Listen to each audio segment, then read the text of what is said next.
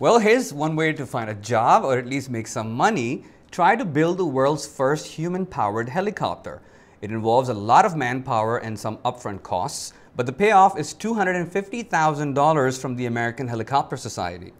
The challenge has been around since 1980, with the prize still unclaimed. But as VOA's Roseanne Skirble found out, a team at the University of Maryland claims to be close to winning. Roseanne went to one of their flying trials and talked about it with On Assignment's Rebecca Ward. 50 volunteers make up the team developing the flyer. Their machine is built from composite microcarbon materials, balsa, foam, and other lightweight materials.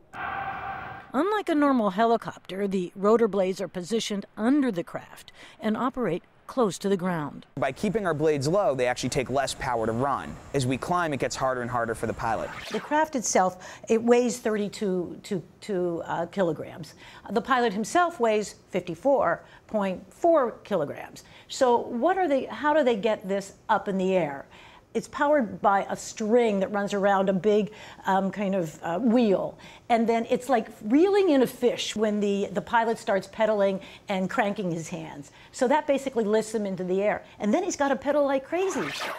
The perfect test pilot is thin and strong, like graduate student Colin Gore. I've got a lot of muscle compared to the rest of my body. On flight test days, PhD student Elizabeth Weiner helps direct the pilot and support team. And lift.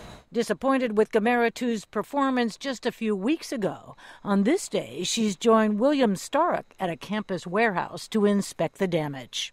I found one that popped. Despite recent setbacks, Stark and Weiner agree that the project has been deeply satisfying. For me, it's knowing that we did it, and we did it first. Well, tell me about the actual prize, Sikorsky? It's called the Sikorsky Prize. It's from the American Helicopter Society. And they set out to put this prize out there in 1980. And no one has been able to conquer this feat in aeronautical milestone. But how many people have tried? About 30 people have tried. And basically what they have to do, it's a human-powered helicopter. Now, humans aren't real strong. The pilot on the helicopter from the University of Maryland puts out about half a horsepower. Think about this. A normal helicopter will put out about 1,200, so they have to power this by humans. They have to accomplish three things. They have to go in the air for 60 seconds, they have to be up to 3 meters, and they have to stay within a 10-meter square. Now, no one has done this. And Maryland is as close as it comes right now.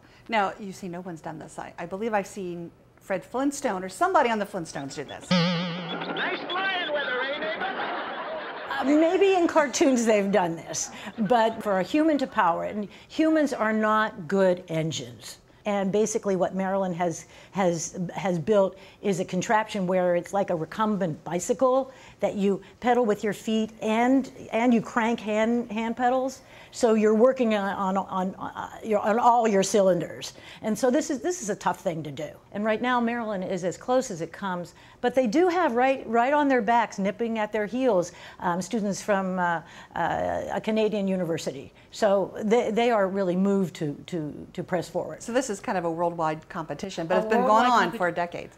For decades, 33 years. So tell me about the students involved, or how did they get involved and what made them decide to try this? About 4 years ago, because it's been tried so many times and failed, a professor at the University of Maryland decided to have his students work on the feasibility. Was it even possible? And they came up with yes, it was possible. So he has a crew of his PhD students, undergraduates, graduates, people who know something about helicopters, people who know nothing about helicopters, and they have formed a team, and there's about 50 that rotate in and out. The students are totally in charge. They've got their PowerPoints, they give the directions, they say what we need to do and where we need to go. They are very motivated, and they really have their eyes on the prize. All right, but don't get jealous just yet. Roseanne says that for all the work they're doing, none of the students will get any of the $250,000 in winnings. The prize money would instead go to their school, the University of Maryland.